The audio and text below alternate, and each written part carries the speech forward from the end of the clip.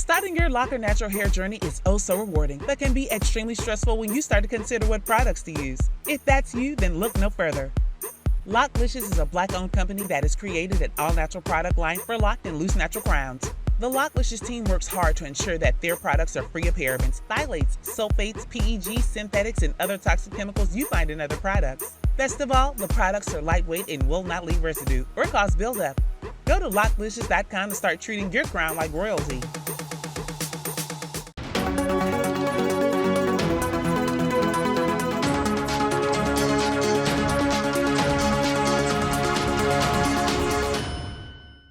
Hello fam, welcome back to the African Diaspora News channel. I'm Wongel Zelalem bringing you this report. Today's report is about a 70-year-old man that finally found himself back home after 47 years of being lost. Let me read for you this article, we'll come back and discuss. A Kenyan man who went missing 47 years ago has reunited with his family thanks to Facebook.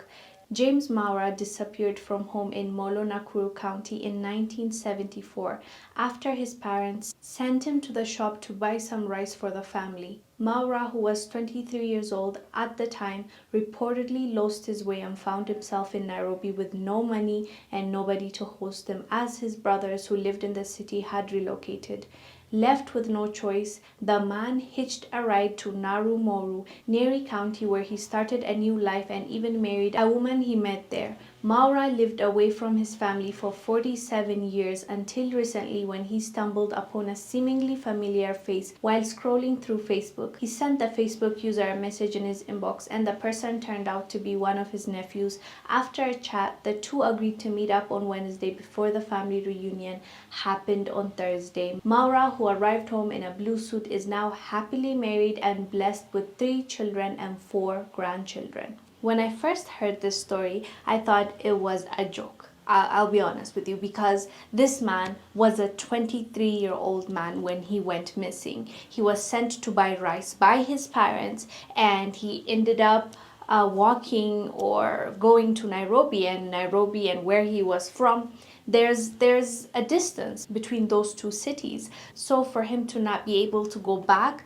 to his parents' house confused me. But I must say, if he has any mental disability or any issues, I can understand. But then again, all the articles I read about this story did not mention that. So I am assuming he is a healthy man with, a mental capacity that a 23-year-old would have had, at least at that point. Now he's 70 years old, he's older, he has a wife, kids and grandkids. So back then he was a young 23-year-old man that lost his way when he was sent to buy rice. And imagine, for 47 years nobody knew, his parents didn't know, his family didn't know if he was alive or dead. So I found that a little bit interesting because it doesn't add up, right? 23 years, like that's the age where people finish college and start working. Like he was a grown-up, let's admit that, right?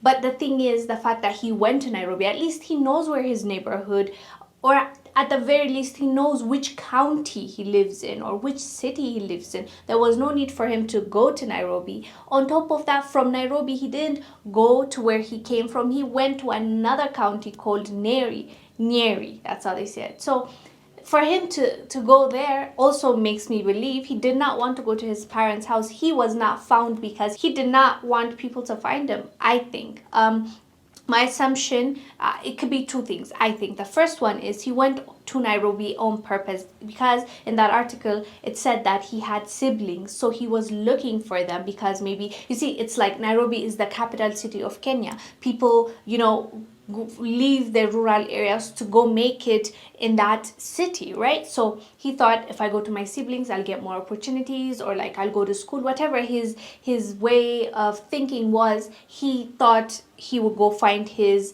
brothers. Maybe then he was naive and thought Nairobi is small, he can just find them, but unfortunately they've relocated, so he couldn't find them.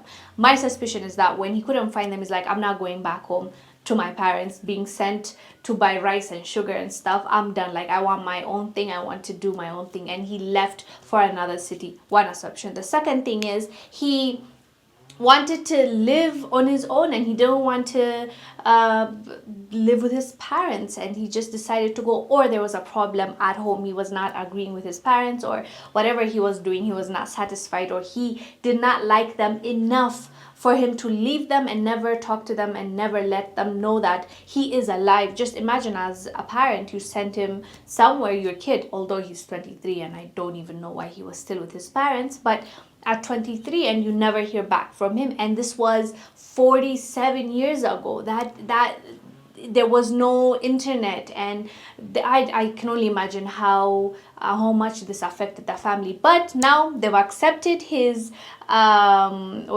story. So who are we to tell them it doesn't sound right?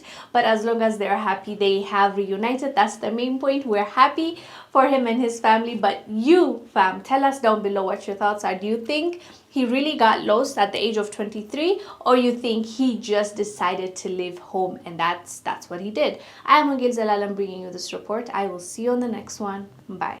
Thank you for watching. Make sure to subscribe to our YouTube channel and download the African Diaspora News Channel app, now available on Google Play and the Apple App Store.